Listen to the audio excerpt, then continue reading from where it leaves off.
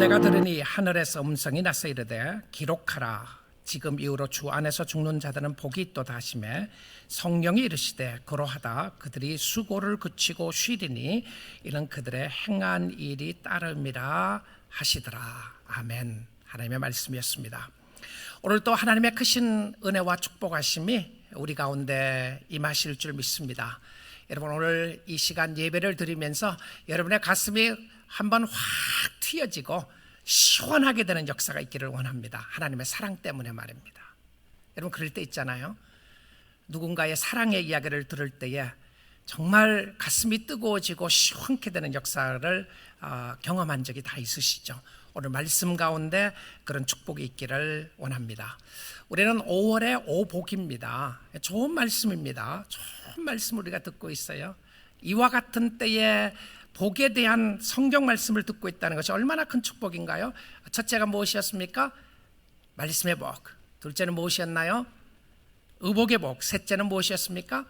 초대의 복. 넷째는 죽음의 복. 다음 주 한 주 더 하여서 부활의 복 하면 5월의 5주에 나오는 복의 말씀을 마치도록 하겠습니다. 여러분, 오늘 주신 말씀은 제목만 봐도 조금 부담스럽죠? 그렇지 않으시나요? 무슨 이와 같은 때에 죽음의 복을 말하는가? 잘 말씀을 오늘 꼭 잘 들으시고요. 성경이 이야기하는 말씀을 보도록 하겠습니다. 세계 어느 나라, 어느 백성, 어느 누구를 이야기한다고 할지라도 죽음의 복을 이야기하는 사람 아무도 없습니다. 그렇지 않아요? 죽는 게 복이다. 누가 그런 말 할 수 있겠어요? 저 사람 잘 죽었다. 그럼 성경은 죽음에 대해서 그렇게 말하고 있는가? 오늘 생각해 볼 겁니다. 여러분, 산다는 것도 힘든 거지만 죽는 것도 쉽지 않는 것이죠. 그런데 하나님께서 우리를 부르실 때까지 잘 살아야 합니다. 왜냐하면 생명은 내 것이 아니고 생명은 하나님의 것이고요. 생명을 주관하시는 분이 하나님이시기 때문에 그렇습니다. 우리가 원하든 원치 않든 어떻게 살든 인생은 한 번 살다가 가게 됩니다. 한 번밖에 없어요. 히브리서 9장 27절에도 그런 말씀 있죠.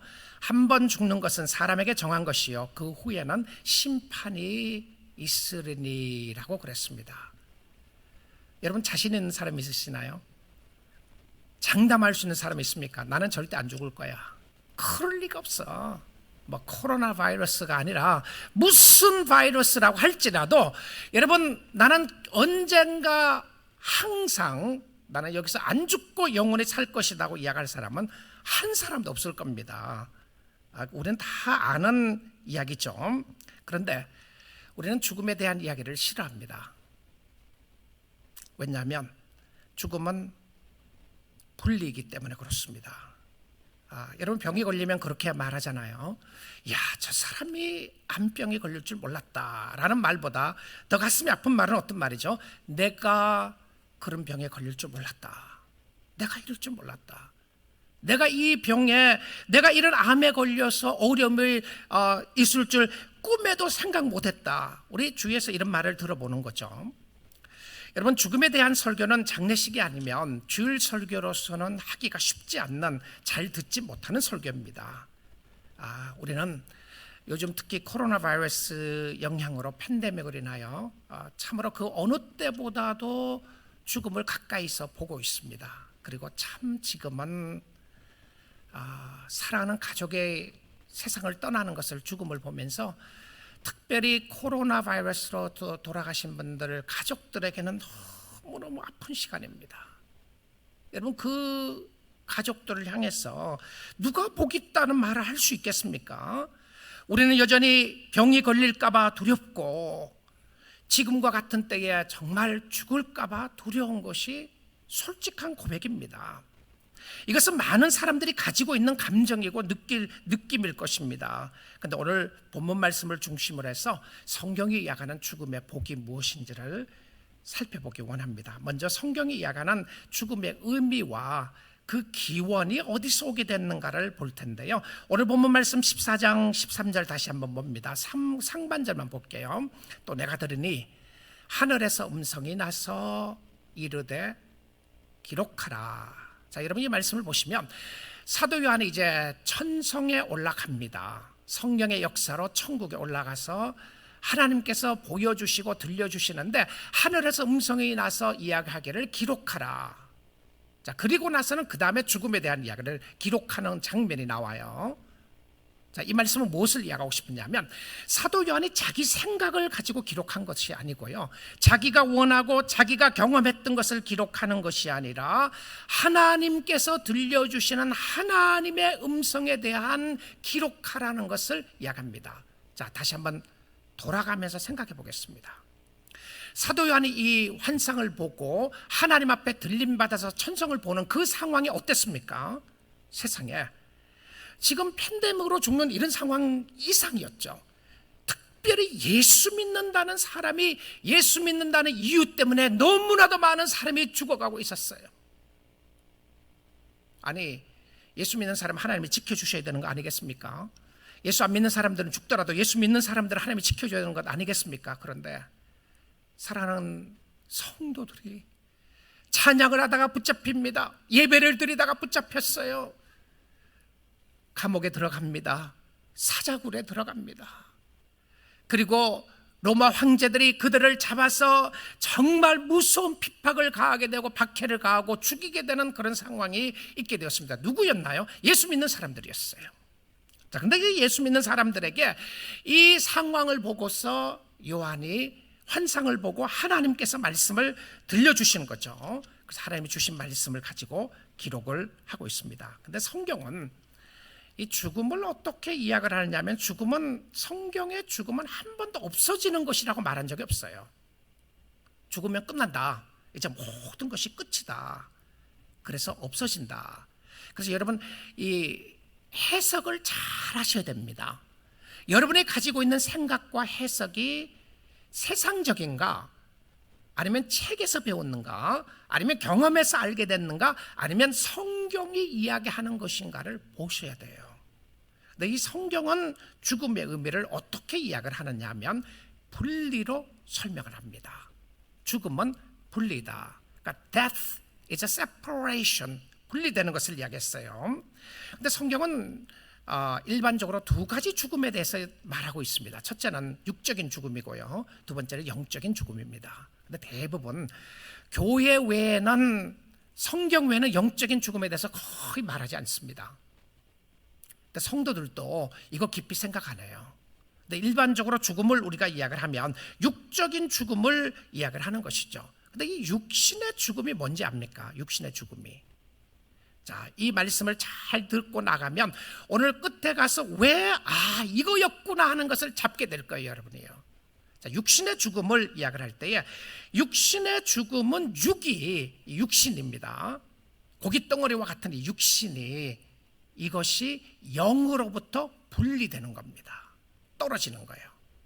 자, 그러면 영이 떠나면 육은 살 수가 없어요. 그래서 성경은 이 영을 혼이라고도 이야기합니다.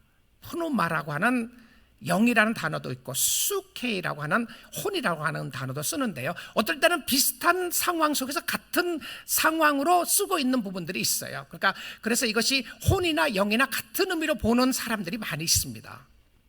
자, 그러면 혼이나 영이나 하나의 의미로 본다면 혼이 떠난다, 영이 떠나면 육은 살지 못합니다. 그러니까 사실은 우리가 숨이 떨어져서 죽는 게 아니고요, 영이 떠나기 때문에 숨이 끊어지는 거예요. 영이 떠납니다. 그래서 이 육신의 죽음은 영과 육의 분리예요, 분리. 근데 이 육은 뭐죠? 육은요, 이 육은 흙입니다. 그래서 흙으로 돌아가는데 하나님이 흙으로 육을 만들었어요. 그래서 이 육이 떠나면, 영이 떠나면 육신도 흙으로 돌아가요. 근데 성경에 이 육신의 정욕을 위하여 살지 말려고 이야기하는 것은 육은 결과적으로 영과 연합되어 있을 때만 의미가 있습니다. 자, 신앙을 단편적으로만 생각하는 사람들은 영이 가장 중요하다, 뭐 육신의 마음대로 살든 무슨 의미가 있느냐, 영이 중요하다. 어떤 면에서는 맞는데요, 한 면에서 맞는데 한 면은 틀렸어요. 무슨 의미죠? 여러분, 이 땅에 사는 동안, 이 땅에서 오래 살고 싶으시면요, 육을 잘 관리하시는 거 좋은 겁니다. 좋은 거예요. 그래서 우리는 운동하는 거 좋게 생각해요. 예수 믿는 사람도 운동도 안 하고 예수 믿는 사람은 음식도 마음대로 먹고, 그럼 내가 이 땅에 사는 동안 맛있는 거 먹고 건강 음식 먹고 하는 거, 이것은 영적인 사람이 아니었기 때문에 그런가요? 저희들은 그렇게 믿지 않습니다. 왜냐하면 여러분의 육신이 이 땅에 살아나가는 동안에 영을 담을 수 있는 유일한 그릇입니다. 하나님이 안 바꿔주세요. 그래서 이 육신은, 여러분이 가지고 있는 육신은 한 번만 하나님이 허락하셨어요. 근데 이 육신이 아프기도 하는 거예요. 병에 걸리기도 하고요, 어려움이 들기도 합니다. 그래서 여러분, 우리가 조금 조심해야 될 것 중에 하나가 무엇이었냐면, 육신적인 아픔이 꼭 신앙이 없는 것처럼 이야기하면 안 돼요. 신앙을 우리가 회복시키기 위한 부분들도 있지만 육이기 때문에 아픈 겁니다. 육이기 때문에요. 영을 담을 수 있는 유일한 그릇이 육신이라고 그랬죠. 그래서 여러분, 건강하게 사는 것, 맛있는 음식 먹는 거 좋은 겁니다. 운동하는 거 좋은 거예요. 여러분, 운동하세요. 이와 같은 때 운동하시고, 육만을 위해서 사는 건 아니지만 육을 위해서 사는 것도 좋다는 것입니다. 자, 그런데 영이 육으로부터 떠나는 것이 육적인 죽음이라고 그랬죠. 이것은 피할 사람 아무도 없습니다. 아무도 없어요. 근데 또 다른 죽음이 있습니다. 또 다른 죽음이 무엇이었냐면, 영이 하나님으로부터 떠나는 겁니다. 이것을 무엇이라고 이야기하냐면 영적인 죽음이라고 이야기해요. 영이 하나님으로부터 떠나는 것이죠.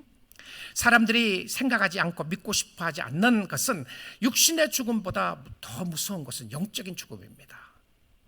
곧 두 번째 죽음이라고 하는 부분인데요, 다음 주와 연결해서 부활과 함께 우리가 말씀을 보게 될 텐데, 이 성경은 죽음에 대해 분명한 답을 줍니다. 왜 죽음이 오게 되었는지를요. 먼저 창세기 2장 17절 말씀을 보도록 하겠습니다. 여러분, 죽음에 대한 이야기를 창세기부터 시작해야 기원을 알게 됩니다. 그래서 선악을 알게 하는 나무의 열매는 먹지 말라, 하나님이 하시는 말씀이에요. 이거 하나님의 말씀입니다. 네가 먹는 날에는 반드시 죽으리라 하시니라. 죽음이라는 단어가 처음 나옵니다. 근데 이 죽음이 어디서 나왔냐면 에덴 동산에서 나왔어요. 죽음이라는 말이에요. 반드시 죽으리라, 정령 죽으리라, you will surely die, 이렇게 돼 있어요. 너는 확실하게 죽는데, 선악을 알게 하는, 우리가 이야기하는 선악과죠. 선악과를 먹게 되면 죽는다. 뭐 선악과 사과 같은 거 하나 먹었다고 하나님이 그러시냐? 그거 아닙니다. 그게 아니고요, 하나님의 법을 어긴 거예요. 뭐 선악과가 아니고 사과가 아니라 바나나를 먹었다고 할지라도 하나님이 이것 먹으면 죽는다 그러면 죽는 거예요. 자, 하나님의 말씀이 분명하게 들려졌어요. 죽는다고 그랬죠. 자, 그런데 이 상황 속에서 총체적으로 하나님이 이야기하는 것은 육적인 죽음과 영적인 죽음 두 가지 다를 이야기했어요. 육신도 죽고요, 영도 죽어요. 자, 이 이야기를 들었어요. 누가 들었냐면 아담과 하와가 듣고, 또 듣고 난 이후에 나중에는 뱀까지 이야기를 듣게 되었습니다. 자, 그리고 난 이후에 사단이 나타났어요. 이 사단이 유혹하는 영이죠. 사단이 나타나서 달콤하게 유혹하기 시작합니다. 정말 하나님이 너에게 선악과 먹지 말려고 그러더냐? 이렇게 물어봐요. Did God really say you should not eat? Did God really say? 그랬으면 이렇게 말해야 되는 거예요. 정말 그래, 하나님이 말씀하셨어요. 이랬으면 끝난 거예요. 근데 우리 인류의 조상이 그런 말을 안 했어요. 유혹은 늘 마음을 흔들게 합니다. 유혹은요. 그래서 창세기 3장 3절에 보면 이런 말을 해요. 동산 중앙에 있는 나무의 열매는 하나님의 말씀 인용합니다. 여러분, 하와가 하는 이야기인데요, 하와가 하나님의 말씀을 인용했어요. 안 한 게 아니에요. 그런데 너희는 먹지도 말고, 그 다음에 단어 하나 들어갔습니다. 만지지도 말라. 근데 하나님이 만지지 말라를 말을 했습니까? 안 했습니까? 성경 찾아봐도 없어요. 하나님 말 안 했어요. 근데 그 누구 생각이었습니까? 하와의 생각이었어요. 여러분, 신앙생활에 성경 해석을 잘 하셔야 됩니다. 유혹이 들어가면요, 내 생각이 들어가요. 내 마음대로 생각합니다. 하나님이 말을 안 했는데도 불구하고 너희는 먹지도 말고 만지지도 말라, 이걸 드러나게 했어요. 그 다음에 단어를 쫙 보시면요, 잘 한번 보십시오. 너희가 죽을까 하노라 하셨느니라. 자, 하나님이 아까 뭐라고 그랬습니까? 너희가 정령 죽으리라 그랬는데요, 하와가 뱀에게 뭐라고 그랬냐면, 사단에게 뭐라고 그랬냐면 너희가 죽을까 하노라 하셨느니라. 이 죽을까는 무슨 의미죠?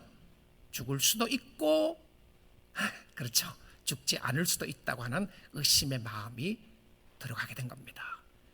이 하나님의 말씀이, 여러분 하나님의 말씀을 그대로 믿고 따르고 행한다는 것이 이렇게 놀라운 축복이고요, 하나님의 말씀을 트위스트하고 하나님의 말씀을 여러분의 생각대로 꼬고 여러분의 해석이 들어가는 순간 이미 유혹의 영은 들어가는 거예요. 자기 해석입니다. 죽을까 하노라 하셨느니라. 이 말을 하와가 했습니다. 이 말을 하자마자 바로 뭐라고 이야기를 하는지 한번 볼 텐데요. 자, 그리고 바로 뱀이 뭐라 그랬냐면, 뱀이 여자에게 이르되 너희가 결코 you will surely not die, 너는 결코 죽지 아니하리라라고 이야기를 합니다. 자, 여러분 한번 생각해 보겠습니다. 여러분, 죄를 짓게 되면 마음에 확신이 드는 것 아세요? 사람이요, 죄를 지음으로 실수하는 경우도 많이 있지만 또 많은 경우에는요, 여러분의 확신 때문에 죄 짓는 것 아세요? 진짜 그런 생각이 드는 거죠. 자신의 마음속에 확신을 주는데 이 잘못된 것에 대한 확신도 가지게 돼요. 어떤 확신을 들까요?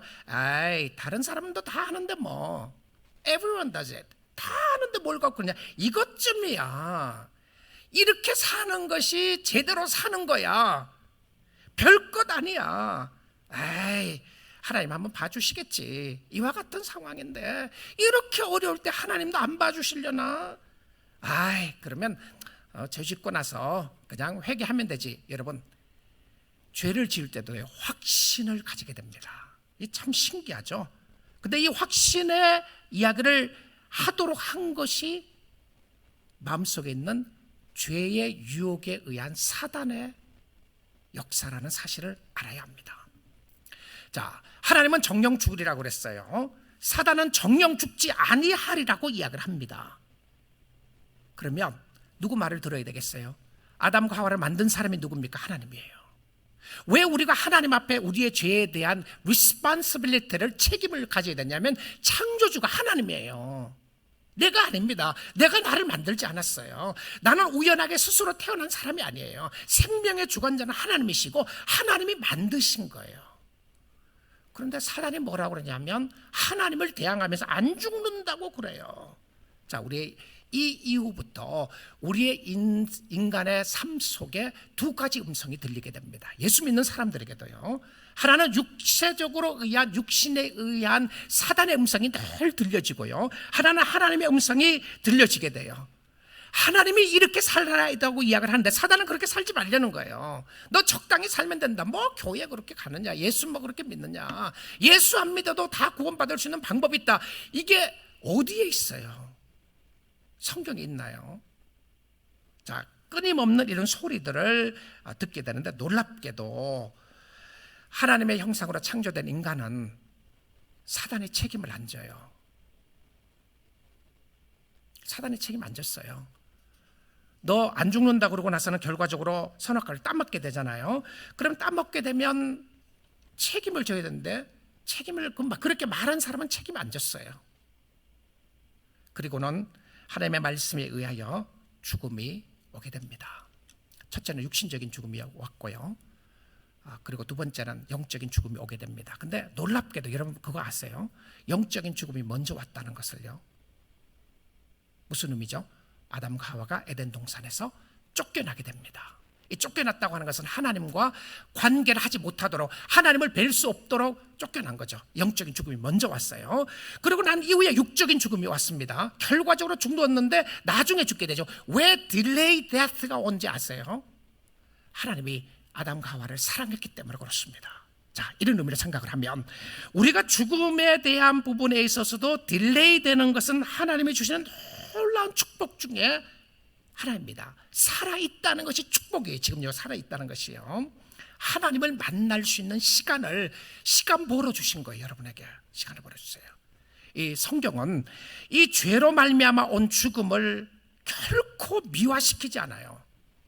자, 여러분 혹시 오해하시지 말았으면 좋겠는데요. 죽음의 복이라고 해서 죽는 게 잘됐다, 죽어야지, 그렇게 생각하시면 안 돼요. 왜냐하면 우리는 죽음을 신나게 맞이하는 사람들이 크리스천들이 아닙니다. 야, 죽는 거 보면서 신나는구나, 우리도 이거 맞이해야지, 아니에요. 왜냐하면 성경은 죽음을 가장 무서운 마지막 원수라고 그래요. Greatest enemy, the last enemy, 원수라고 이야기합니다. 어디서 성경에 그런 말이 있죠? 고린도전서 15장입니다. 55절을 보게 되면 사망아, 너의 승리가 어디 있느냐? 네가 진짜 죽음이 너를 끝으로 이길 거로 생각하느냐? 사망아, 네가 쏘는 것이 어디 있느냐? 이 사망이 뭘로 표현하냐면 죽음은 스팅이라고 그래요. 이 쏘는 것으로 이야기합니다. 쏜다는 의미가 뭡니까? 아픔이죠. 아픔이에요. 그래서 이 죽음을 우리는 이 원수의 모습으로 설명을 하면서 이야기를 하는데 56절에 한번 보겠습니다. 사망에 쏘는 것은 죄요. 왜 죽는지를 설명을 했어요. 그러니까 우리가 가슴이 아픈 게 뭐냐면 죄 때문에 그렇다는 거예요. 죄의 권능은 율법이라. 여러분, 이 죽음에서 피할 수 있는 사람 아무도 없죠. 그래서 죽음은 슬픈 겁니다. 사랑하는 사람들과 헤어지는 것은 아픔입니다. 고통스러운 거예요. 예수님도 나사로가 죽음 앞에 와서 나사로가 죽은 것을 보고 예수님이 어떻게 하셨습니까? 예수님이 우셨습니다. 저는 거기에 굉장한 많은 위로가 돼요. 예수님이 사랑하는 사람의 나사로의 죽음 앞에 와서 예수님이 우셨다는 표현이 말입니다. 예수님이 우셨어요. 저는 이런 사람 좀 싫어요. 여러분, 우리 교인들은 그러지 않으면 좋겠는데, 이 설교를 듣는 사람들도요. 여러분, 장례식에 갔어요. 좋은 데 갔으니까 울지 마세요. 그런 사람들이 있어요. 가끔요. 좋은 데 갔는데 천국 갔는데 울지 마세요. 근데 그런 말 안 하시는 게 좋아요. 왜냐하면요, 실질적으로 돌아가신 사람 앞에는 이별이잖아요. 이별은 아픈 겁니다. 사랑하는 사람과 이별은 아픈 거예요. 물론 그분이 좋은 데 간 것을 압니다. 그럼 저는 가끔 그런 생각이 들어요. 너 사랑하는 어머님이 돌아가셨으면 그 사람이 가서 슬프지 않으니까, 천국 갔으니까 울지 말려 말할 수 있겠는가? 여러분, 성도들은요, 성경에도 이 죽음을 보면서 애통하는 기간을 두셨어요. 그래서 이 죽음을 가지고 애통하는 이 자체가 굉장히 좋은 것입니다. 이게 나쁜 게 아니에요. 성도들의 죽음은 무조건 축제하고 잔칫날처럼 함께 지내는 그런 모습을 성경에 이야기하지 않았어요. 왜냐하면 죽음은 이별이었어요. 사랑하는 사람들과 헤어지는 모습을 보여준단 말입니다. 제가 목회하면서요, 제 이 장례식의 터닝 포인트 중에 하나가 제 어머님이 소천하셨을 때였는데요. 그 전까지는 저도 비슷하게 그렇게 이야기했어요. 목회자, 일반 다른 여러 목회자들처럼 천국에 있으니까 울지 말고 슬퍼하지 말고 다 만날 거니까 괜찮다고 정말 그렇게 편안하게 이야기했어요. 제가 제 어머님이 돌아가시고 난 이후부터 제가 그렇게 말 못하겠어요. 물론 천국이 없다는 의미가 절대 아닙니다. 제가 오늘 말씀을 끝까지 잘 보셔야 돼요. 천국에 대한 이야기를 하게 될 텐데요. 그런데 제 그 상황을 기억합니다. 저는 장례식에 얼마나 울었는지 몰라요. 제가 안 울려고 그랬어요. 그리고 어머님 돌아가신 날로부터 해서 장례식까지요, 며칠 동안 눈물이 그렇게 날 수가 없어요. 너무 감사해요, 하나님 앞에. 근데 너무너무 슬픈데요, 이 눈물이 흐르기 시작하는데 주체할 수가 없어요. 이제 저는 절망의 눈물이 아니었다고 생각합니다. 어머니를 다시 뵐 수 없고 만날 수 없고 대화할 수 없고 손을 잡을 수 없다는 게 그렇게 아플 수가 없어요. 제가 그 이후에는요, 장례식에 이 유족들을 생각을 하면 저는 쉽게 말하기가 쉽지 않아요. 그 말은 아무 일 없으니까 천국 갔으니까 다 즐거워하자, 그런 말을 쉽지 않았다, 이 말입니다. 그래서 우리가 함께 슬퍼해 주는 거 좋은 겁니다. 왜냐하면 죽음은 이별이기 때문에 그래요. 자, 그런데 그 성경이 이야기하는 모습은 무엇인지를 보겠습니다. 어떻게 죽어야 복 있는 죽음을 맞이하게 되는지 한번 볼 텐데요, 아름다운 죽음이 아니라 복된 죽음입니다. 아름다운 죽음이 아니에요. 어디서 어떻게 죽어야 한다고 성경은 말하는지 본문을 볼 텐데, 오늘 본문 14장 13절 중반에 보겠습니다. 지금 이후로 주 안에서 죽는 자들은 복이 있도다 하시매 성령이 이르시되 그러하다. 자, 성령께서 씨를 해주세요. 도장을 찍어주시는데 주 안에서 죽는 자들은 복이 있도다. 지금 이후로라고 하는 것이 헬라 원어에 보게 되면 뒷면에 나와 있어요. 주 안에서 죽는 자들이 복이 있도다. 지금 이후로 이렇게 돼 있어요. 그러면 emphasize가 강조하고 싶은 부분이 어딨냐면 주 안에서 죽는 자들입니다. 주 안에서 죽는 자들. 이 말이 죽음에 있어서 가장 중요한 단어입니다. 주 안에서 죽는 자들이 복이 있다. 그러면 주 밖에서 죽는 사람들이 있죠. 예수 안 믿다가 죽는 사람들, 예수님과 아무런 관계가 없는 사람들이 있죠. 여러분, 이 세상에서는 죽음에 있어서 조금 좋은 단어를 쓰는 것 중에 하나가 호상이라고 하는 단어를 씁니다. 이것은 호상이다. 호상이라는 단어를 쓰게 됐을 때 오래 사시다가 또 별로 아프지 아니하시고 편안하게 돌아가시면 호상이라고 그러죠. 그래서 우리가 죽음의 세상적인 의미로 생각을 하면 일찍 죽으면 슬프고요, 사랑하는 사람들과 헤어지는 것이 슬프고 아픈 일임이 분명한데, 근데 성경의 의미의 호상은 언제 어떻게 죽느냐보다 누구 안에서 죽느냐가 가장 중요합니다. 그리스도 안에서 죽느냐, 병으로 죽느냐, 사고로 죽느냐보다 이 사람이 예수 그리스도 안에 있었는가 안 있었는가가 가장 중요하다는 것이죠. 우리가 육신을 가지고 살기 때문에 병에 걸릴 수 있습니다. 그래서 죽을 수가 있어요. 나이가 많아서 죽을 수도 있고 젊어서 죽을 수도 있습니다. 세상적으로 이야기를 하면 젊어서 죽은 죽음을 안타깝게 생각하죠. 여러분, 성경에 젊어서 죽는 사람들이 여러 사람들이 있어요. 어릴 때 죽는 사람들도 있고요. 저 사람은 정말 일꾼일 때 죽는 사람들도 있었어요. 예수님도 33살에 돌아가셨습니다. 이 땅에 오셨어요. 스데반도 정말 세상적으로 이야기하면 비참하게 죽었어요. 하나님의 백성들이 어렵게 죽는 사람들이 많았어요. 세상적으로 보면 저 죽음은 너무너무 안타까운 죽음이라고 생각하는 사람들이 주위에 있을 수 있습니다. 그러나 사랑하는 성도 여러분, 주 안에 있는 죽음이었다면 그 죽음은 복된 죽음인 줄 믿습니다. 주 안입니다. 그런데 이 주 안에서 죽는 죽음이 복된 죽음이라고 하는 것을 구약 성경에도 말해주는 데가 있는데요. 시편 116편 15절입니다. 그의 경건한 자들의 죽음은, 그의 성도들의 죽음은 이렇게도 볼 수 있습니다. Saints, 경건한 자들의 죽음은 여호와께서 보시기에 귀중한 것이로다. 이렇게 돼 있어요. 하나님을 사랑하고 하나님을 섬기는 하나님 안에서 죽는 죽음은 여호와가 보시기에 복된 것이다 라고 되어 있습니다. 복된 죽음이었다는 것이죠. 주 안에 있다는 것은 하나님의 자녀가 된다는 의미고요, 하나님의 자녀가 된다는 것이 얼마나 큰 축복인지 모릅니다. 성도의 죽음입니다.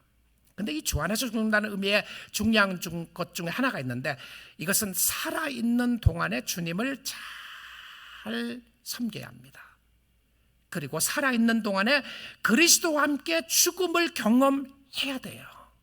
살아있는 동안입니다. 자신이 그리스도 안에서 죄 때문에 죽음을 경험해야 부활을 경험할 수가 있어요. 내가 죽고 그리스도가 사는 것을 경험하는 겁니다. 그래서 디모데후서 2장 11절인데요. 밉보다 이 말이요, 우리가 주와 함께 죽었으면 또한 함께 살 것이요. 자, 주와 함께 죽었으면 주와 함께 산다고 이야기했습니다. 주와 함께입니다. 그리스도 아닙니다. 자, 이 부활에 대한 부분들은 구체적으로 다음 주에 보도록 하겠고요. 왜 주 안에서 죽는 자들이 복이 있는 것인가? 부활 때문에 그런 것이죠. 자, 하나님의 말씀을 좀 더 보도록 하겠습니다. 요한계시록 14장 13절, 또 중반대 후반절을 보도록 하겠습니다. 그 이유는 그들이 수고를 그치고 쉬리니. 자, 오늘 본문을 해석하면서 죽음을 볼 텐데요. 주 안에서의 죽음이 복된 것은 수고를 그치고 쉬기 때문이다. 그리고는 이 수고라는 단어와 쉼이라는 단어를 함께 씁니다. 하나가 끝나야 하나가 이루어지는 거예요. 자, 그럼 이 땅에 사는 동안 여러분, 정말 안 아프고 아무 문제 없고 아무 일 없이 여러분이 생각하는 순풍의 돛을 달고 사는 사람 없습니다. 아무도 없어요. 마음속 돌아보면, 깊이 보면 다 고뇌와 아픔이 있어요. 이 살아있는다고 하는 자체가 고뇌와 아픔이 있고 수고가 있게 되는데, 이 수고라는 단어가 세상에서의 일을 말합니다. 그래서 예수님이 뭐라고 그랬냐면, 수고하고 무거운 짐진 자들아 다 내게로 오라, 내가 너희를 쉬게 하리라. 그렇죠? 수고와 쉼을 이 땅에서 경험하게 하세요. 근데 이 수고는 이 땅에서 끝이 나기 전에는, 내가 죽기 전에는 안 끝나요. 근데 이 죄를 짓고 난 이후에 노동을 해야 먹고 살 수 있게 됐는데, 수고 속에 포함된 것이 무엇이었냐면 근심, 걱정, 염려, 피곤함, 우울함, 답답함, 억울함, 이런 게 다 수고입니다. 수고예요. 이 산다는 것이 힘드는 것인데, 그래서 freedom from trouble and sorrow, 그러니까 정말 그리스도 안에서 죽는다고 하는 의미는 문제와 어려움으로부터의 자유를 이야기합니다. 자유요. 근데 이 자유가 어떻게 되는지 한번 보겠습니다. 안식으로 주님이 갚아주시는데요, 히브리서 4장 10절을 한번 볼게요. 이미 그의 안식에 들어간 자는, 안식입니다, 하나님이 자기의 일을 쉬심과 같이 그도 자기의 일을 쉬느니라. 여러분, 죽으면 좋은 것 중에 하나가 이 땅의 수고가 끝납니다. 수고를 그치고 쉬는 거예요. 근데 그 수고에 그 다음에 나오는 단어에 히브리서 4장 10절째는 뭐라고 되어 있냐면 그의 안식이라고 되어 있어요. 누구의 안식입니까? 그냥 내가 편안하게 rest in peace가 아닙니다. 그냥 죽었으니까 다 쉬는구나, 아니에요. 죄송하지만 누구 안에서 쉬느냐 하면 그의 안에서 들어간 자가 진짜 쉬는 겁니다. RIP라고 하는 단어를 쓰잖아요. Rest in peace. Rest in peace는 정말 누구에게 써야 되냐면 성도에게만 쓸 수 있는 단어입니다. 왜냐하면 예수 안에 진정한 안식이 있기 때문에 그렇다는 것이죠. 육신의 장막을 벗어야 영원한 안식으로 들어가게 됩니다. 그런데 이 육신의 장막은 언젠가는 무너집니다. 여러분, 아무리 좋은 음식을 먹고요, 아무리 건강식을 먹고, 아무리 비타민을 많이 드시고 운동을 하시고, 아무리 여러분이 노력하신다고 할지라도 여러분 이 땅에 영원히 살지 못합니다. 100세 이상 사시고 싶으세요? 그럼 120세 제가 넉넉 잡아서 드릴게요. 120세 이상 살기가 쉽지 않습니다. 기네스 레코드북에 들어가시고 싶으시나요? 그러면 130세. 여러분 다 언젠가는 가게 되는데요, 이거 육신의 장막을 벗어야, 자, 우리가 예수 믿는 사람들에게는 이 육신의 장막이 무너진다는데 이 육신의 장막이 벗어야 하나님 앞으로 갈 수가 있게 돼요. 제가 이번 주에 죽음에 대한 설교를 준비하면서 사실 지난 몇 주부터 계속 이 오복에 대한 말씀을 준비하고 생각하고 있었어요. 근데 이번 주가 되니까 이 설교 말씀을 어떻게 전해야 될까 생각을 하고 있는 찰나였습니다. 네, 화요일 날 오후였는데요, 아까 제가 우리 광고 시간에 강은희 권사님 어머님에 대한 이야기를 했죠. 어머님이 소천하셨다고요. 오후에 전화가 왔어요. 사실 전화 온 게 아니라 제가 전화를 했습니다. 전화 왔다는 이야기를 듣고요. 전화해서 이런 이제 어머님이 오래 사시지 못하실 것 같다는 이야기를 들었어요. 정말 권사님 너무 안타깝네요. 이와 같은 때에 신방도 못 가고 가보질 수가 없어서 안타깝네요. 그랬더니 뭐 올 수도 있는 것처럼 이야기했어요. 그래서 제가 신방을 갈 수 있나요? 그랬더니 목사님 바쁘시고 힘드시겠지만 올 수는 있어요. 그럼 제가 가야죠. 그러고 갔습니다. 장소를 알고 가서 이제 뵙고 예배를 드린 거죠. 임종 예배처럼 이제 제가 예배를 드리고요, 찬양을 하고 천국에 대한 요한계시록 22장에 있는 말씀을 읽어드리면서 제가 그랬어요. 권사님 수고 많이 하셨습니다. 이 땅에서 이제 언젠가는 갈 때가 있는데 지금이 그런 때인 것 같습니다. 하나님이 부르시면 내가 여기 있습니다 라고 고백하시고요, 그리고 죄를 고백하시고 하나님을 붙잡으세요. 영원한 천국이 있습니다. 천국에 대한 소망을 붙잡을 수 있습니다 라고 하는 걸 말씀을 드리고, 그리고 기도를 했는데 숨이 이제 힘들게 좀 이렇게 쉬시고 계셨어요. 그래서 그리고 축도를 하고 찬송 하나 하자고 그랬습니다. 나의 갈 길 다가도록 예수 인도하시네. 찬송을 1절을 딱 했어요. 1절 찬양하는데 숨이 마지막 숨을 쉬셨어요. 그리고는 2절 3절 마지막 찬양을 하고요, 그리고 마지막 임종을 기도해 드리고 끝냈습니다. 복된 죽음이다. 예수 안에서 이렇게 예배를 드리면서 편안하게 가다니 아마 우리 연세 드신 분들의 소망일 거라고 생각합니다. 그랬으면 좋겠다. 저도 그런 마음이에요. 사랑하는 딸들이 옆에 있었고요. 그리고 그런 모습들을 보는 모습이 너무너무 아름다웠어요. 이야, 죽음의 아름다움이 여기 있구나. 영원한 세계가 있는 거구나. 그러고 이제 차를 타고 나왔습니다. 이제 집으로 오는 오후 시간이었으니까 집으로 오는 길에 프리웨이를 타고 91번 프리웨이를 타고 오는데 전화가 한 통이 들어왔어요. 우리 교회 양덕희 장로님의 전화였습니다. 양장로님 전화했는데 목사님, 아마 지금 장로님 제 이 상황을 모를 겁니다. 오늘 예배 들으시면서 처음 들으실 텐데요. 목사님, 권사를 위해서 기도 좀 해주세요. 그랬어요. 저는 지금 운전하고 있는 중입니다. 그래서 네, 권사님 많이 아프신가 보죠? 어떠시나요? 그랬더니 권사님 전화를 바꿨어요. 말아요. 저는 운전하고 가요. 프레이 달리고 있어요. 그런데 제가 시간을 벌어야 되겠다 생각하고 내릴 준비를 하고 있는데 얼마나 어떻게 아프신지 모르는 거죠, 저는요. 그런데 이제 전화 목소리가 너무너무 안 좋으셨어요. 목사님, 그런데 무슨 말인지 제가 알아듣지를 못하겠어요. 제가 기도하기 시작했습니다. 하나님, 우리 권사님 어떤 상황인지 모르지만 하나님께서 고쳐주시고 함께 해주시고 축복해 주시기 바랍니다. 그래서 간절히 기도하는 가운데 제가 운전하면서 기도한 겁니다. 운전하면서요. 그리고는 프레이 내려서 기도를 마무리하고 장로님 좀 바꿔주세요. 그래서 장로님하고 잠깐 어떤 상황입니까? 병원에 가셔야 되는 것이 아닙니까? 병원에 간다고 특별할 일 없는 것 같아요. 지금 같은 때 병원을 가기 힘들어요. 그래도 가셔야 되지 않습니까? 하나님 앞에 기도하는 것이 좋겠다고 생각해서 했습니다. 어쨌든 그런 이야기를 나누고 전화 끊었습니다. 그런 제가 프레이 옆에 내려서 파킹을 하고 하나님 앞에 간절히 기도했어요. 무슨 기도를 했겠습니까? 살려달라고 기도한 거죠. 권사님 살려주세요. 하나님 어떤 일인지 모르지만 간절하게 제가 차 안에서 부르짖으면서 기도한 겁니다. 하나님이시여 긍휼히 여겨주시고 권사님에게 안수하시고 치유하는 역사가 나타나기를 원합니다. 그러고 기도하고 제가 집으로 갔습니다. 그래서 계속 생각이 나는 거예요. 계속 기도하고 그 다음 아침에도 기도하고요. 아침에 기도하고 난 이후에 전화를 드렸습니다. 그랬더니 양 권사님이 받으시는 거예요. 목소리가 많이 좋아지셨어요. 할렐루야, 권사님 너무너무 감사합니다. 지금 많이 좋아지셨는가 보죠. 그랬더니 권사님이 뭐라고 그러시냐면 그랬어요. 목사님, 어제 저녁에 제가 마지막 순간인 줄 알았습니다. 목사님 얼굴도 못 빼고 기도만 한번 받고 가는 줄 알았습니다. 목사님 손도 못 잡아보고 가는 줄 알았습니다. 그렇죠, 권사님 살려주셔서 너무 감사한데 저 얼굴을 봐야죠. 제가 그 사건이 동시에 그날 일어나고 난 사건이었는데 제가 이 설교를 준비하면서 성도의 죽음이라는 것이 이런 것이구나.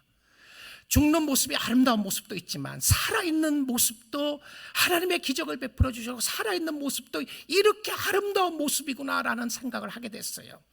여러분, 건강하게 주님의 은혜와 주님의 축복 가운데 살아계시는 것 정말 귀한 것입니다. 귀한 거예요. 성도의 죽음이 아름다운 것은요, 어떻게 사느냐가 중요한 것이었습니다. 그런데 제가 이 부분을 마지막에 꼭 이 말씀 가운데 하고 싶은 부분인데요. 자, 이 본문 말씀 끝을 한번 보면요, 쉰다는 이야기하고 나서 뭐라고 되어 있는지 한번 보겠습니다. 14장 13절 마지막 부분을 볼게요. 자, 14장 13절 마지막 부분을 보게 되면 이런 말씀이 있어요. 이는 그들의 행한 일이 따름이라 하시더라. 자, 이것이 이 본문에 주어진 마지막 내용입니다. 그 마지막 내용은 이는 그들의 행한 일이 따름이라 하시더라. 무엇이 따른다고 되어 있습니까? 그들의 행한 일이에요. 그들의 행한 일입니다. 행위가 따라요. 자, 여러분 어떻게 살아야 하는지를 잘 보여주는 말씀인데요. 성도의 죽음과 함께 무엇이 따릅니까? 성도의 행위가 따라가요. 자, 여러분 오늘 이 말씀을 마무리로 들으시면 여러분이 어떻게 살아야 정말 잘 사는지를 알 수 있게 됩니다. 사실 성도의 죽음뿐만이 아닙니다. 성도의 죽음과 함께 행위가 그 사람 뒤를 따라가요. 자, 근데 성경은 우리가 행위대로 심판을 받는다고 그랬습니다. 행위대로요.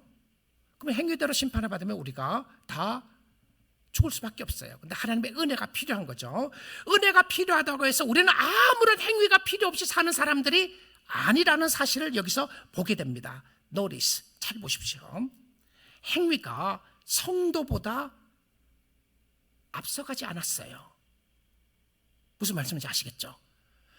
행위가 성도보다, 내가 이제 죽기 전에 나의 행동이 먼저 쫙 하나님 앞에 간 거예요. 가갖고 하나님이 너가 이 땅에서 무슨 일을 했고 무슨 선한 일을 했고 어떤 일을 했는지를 다 보고 너는 천국 갈지 너는 지옥 갈지를 판단하시는 것이 아니고요,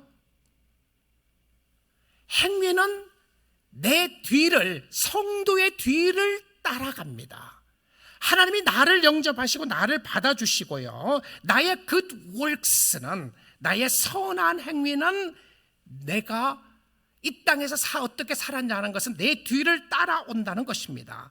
이 선한 행위는 성도의 뒤를 따르는데 우리는 행위 때문에, 선행 때문에 하나님의 사람이 된 것이 아닙니다. 그런데 우리의 행위를 자랑할 것이 없는 것은 그것 때문에 구원받은 것이 아니기 때문에 그렇습니다. 그러나 우리는 우리의 선행을 하기 위해서 구원받았다는 사실을 놓쳐서는 안 됩니다. 우리가 이 땅에 사는 동안 잘못하면요, 주님을 섬기면서 우리는 은혜로 구원받았다고 해서 우리 마음대로 사는 경우들이 많이 있을 수가 있어요. 이게 우리의 핏볼입니다. 잘못된 함정에 빠질 수 있는데요, 은혜로 구원받았다고 하는 것은 지금부터 은혜로 구원받고 난 이후에 마음대로 살아라고 하는 의미가 전혀 아니었다는 것을 오늘 성경을 통해서 볼 수 있게 돼요. 여러분, 주님을 섬긴 것, 주님 앞에 헌신한 것, 믿음의 행위로 섬긴 것, 하나님을 예배하는 믿음의 행위, 자신을 부인하고 예수님을 따라갔던 행위, 인내하며 주를 섬겼던 행위가 하나님이 귀하게 보신 거예요. 말씀에 순종하는 행위. 여러분, 찬양에도 그런 찬양 있지 않습니까? 당신의 그 섬김이 천국에서 해같이 빛나리. 자, 아무런 행위가 없다면 우리는 이 표현을, 이 찬양을 할 수가 없어요. 당신의 그 섬김이 천국에서 해같이 빛나리. 믿으세요? 여러분, 주를 위하여 주님 때문에 섬긴 것 주님이 다 기억하십니다. 저는 이 마지막 부분을 하면서 제가 어떻게 살아야 될 것인가에 대한 헌신의 생각들을 해보게 됐어요. 그래, 하나님이 나에게 생명 주시는 동안, 언제인지는 알지 못하지만 하나님이 나에게 생명을 주시는 동안 선한 행위가 많이 쌓아질 수 있도록 살아야 되겠구나. 전도의 선한 행위, 교회와 남을 위하여 기도하는 기도의 선한 행위, 다른 사람을 섬기는 선한 행위, 여러분 많이 쌓아두세요. 여러분, 혹시 그런 생각 드시나요? 내가 이 괴로운 세상에 왜 살고 있는가? 하나님이 나를 사랑하면 나를 데려가야 되는 것이 아니냐? 왜 괴롭고 힘든 세상에 살고 있는가? 여러분, 제가 답을 드리겠습니다. 왜 살고 계신지 아십니까? 여러분의 선한 행위를 하나님이 더 쌓을 수 있는 시간을 주신 거예요. 기도하시라고 주신 겁니다. 그리스도 안에 있는 사람, 그리스도 밖에 있는 사람은 지금이 정말 너무너무 귀한 기회입니다. 그리스도 안으로 들어오십시오. 예수 안으로 들어오셔야 됩니다. 예수 안에서 죽는 것이 가장 귀한 역사였던 것을 보게 됩니다. 사랑하는 성도 여러분, 이 땅은 이 땅에 살아나가는 이치가 있습니다. 여러분, 지금 몇 학년이시나요? 무슨 의미인지 알죠? 여러분, 연세가 어떻게 됐어요? 7학년이면 70세. 7학년 몇 반이나 됐어요? 8학년이신가요? 5학년이신가요? 저는 5학년 몇 반입니다. 이제 곧 몇 반에서 그거 졸업하고 그 다음 반을 올라가려고 그래요. 여러분, 우리가 살아나가는 시간들이 있어요. 그런데 지금 살아있다고 하는 것은요, 생명을 주신 것은 선한 행위를 하라고 주신 것이었습니다. 여러분, 예수를 믿고 나면 어떻게 살아도 상관이 없다는 사람들이 있는데 정말 그럴까요? 아닙니다. 착각하지 마세요. 여러분, 하나님이 여러분을 살려주신 것은요, 육신의 정욕을 위해서 살려주신 건 아닙니다. 육신의 정욕을 따라가는 것도 중요한 부분이 있어요, 이 땅에 사는 동안에. 그러나 하나님이 여러분을 살려주신 것은 영을 위해서 살려주신 거예요. 주를 위해서 살려고요. 위에서 부르신 상을 위하여 달려가야 하는데, 사도 바울의 고백을 한번 보도록 하겠습니다. 디모데후서 4장 7절 8절입니다. 나는 선한 싸움을 싸우고 나의 달려갈 길을 마치고 믿음을 지켰으니. 여러분, 여기 한번 보십시오. 싸우고 달려갈 길을 마치고 믿음을 지켰으니. 선한 행위죠. 그렇죠? 선한 행위입니다. 자, 그다음 8절입니다.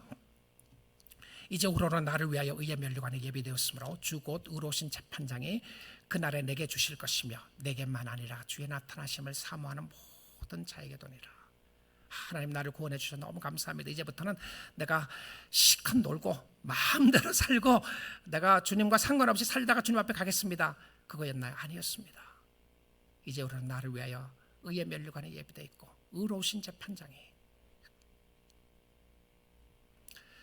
주님을 사모하는 자에게 면류관을 주실 것을 말씀해 주고 있습니다. 사랑하는 성도 여러분, 복된 죽음을 위하여 오늘 주를 믿고 주를 위하여 살아야 합니다. 한 번 죽는 인생, 주 안에서 사는 자가 복이 있습니다. 우리는 때로 죽음이 두려울 수도 있어요. 우리는 더 오래 살고 싶은 욕망이 있을 수도 있습니다. 꼭 믿음이 없어서가 아닙니다.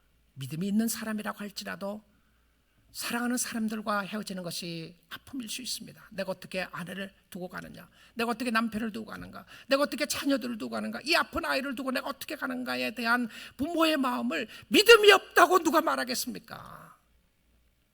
믿음이 있음에도 불구하고 힘들고 어려울 때가 있을 수가 있는 것이 사람이기 때문에 그렇습니다. 사랑하는 성도 여러분, 중요한 것은요, 죽음을 두려워하는 것이 아니라 오늘 주 안에서 믿음으로 살면 되는 겁니다. 담대하게 사십시오. 오늘을 주신 하나님께 감사하며 담대하게 사십시오. 우리는 얼마나 두려움과 공포 속에 살아가고 있습니까? 사랑하는 성도 여러분, 이 시간 하나님이 살아계십니다. 하나님이 생명을 주십니다. 생명을 주관하시는 분이 하나님이십니다. 그래서 그리스도 안에서 복되게 살 수 있기를 원합니다. 데니스 잔슨 목사님이 이 계시록에 대한 말씀을 하면서 그랬어요. 언제 어디서 어떻게 죽느냐보다 더 중요한 것은 오늘 예수님 안에서 순종하며 사느냐이다 이랬어요. 순종하며 사느냐이다. 오늘 주님께 감사하며 헌신하며 살면 되는 겁니다. 주 안에서 사는 자들이 주 안에서 죽기 때문입니다. 죽을 때 주 안에 들어가서 죽는 게 아니에요. 주 안에서 사는 자들이 주 안에 죽어요. 그냥 살다가 죽으면 저절로 주 안으로 들어가는 것이 아닙니다. 지금 주 안에서 열심히 주를 위하여 살아야 주 안에서 죽을 수가 있어요. 여러분, 기회가 있을 때 열심히 섬기십시오. 가정도 섬기고 이웃도 섬기고 교회도 섬기고 복음을 전하며 기도로 섬길 수 있는 역사가 있기를 원합니다. 잘 죽기 위해서 우리는 잘 믿어야 합니다. 잘 죽기 위해서 잘 살아야 합니다. 그것은 복음 안에서 예수 안에서 사는 축복의 역사의 길입니다. 살 소망 나지 않습니까? 살 의미가 생기지 않으시나요? 육신에도 건강하게 최대한을 유지하시되 이 육신의 장막을 벗는 그 순간이 온다고 하면 우리는 하나님 앞에 나갈 수 있는 영광의 그 자리를 바라볼 수 있기에 우리는 복된 자들입니다. 그러나 이 아픔 가운데서도 어려운 가운데서도 팬데믹 가운데서도 우리의 마음속에 외롭고 힘들고 괴로움이 있다고 할지라도 우리와 함께 하시는 주님이 계시기에 이 상황에서 주님을 의지하며 주님을 사랑하며 사는 복된 여러분 될 수 있기를 주님의 이름으로 축복드립니다.